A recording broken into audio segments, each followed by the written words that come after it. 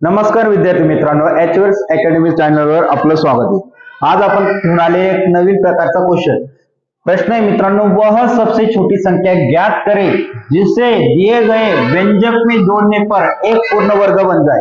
आता पहिली गोष्ट, सबसे छोटी संख्या म्हटली मित्रांनो आणि व्यंजक में जोड़ने पर एक पूर्ण वर्ग बन जाए।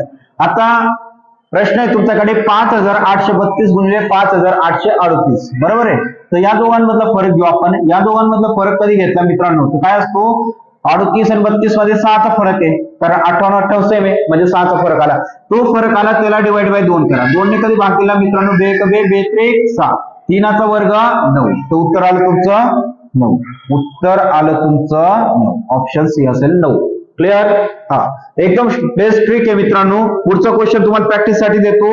7,89,211 गुणिले 7,89,213 यांच्यामध्ये तुम्हाला काय करायचंय, छोटी संख्या सांगायची, ती जोडल्यानंतर पूर्ण वर्ग बनेल। सेम क्वेश्चन आहे, याला सॉल्व्ह करा आणि उत्तर कमेंटला त्या जमत नसेल तर मला सांगा, याच्यावर आपण व्हिडिओ आणू। धन्यवाद।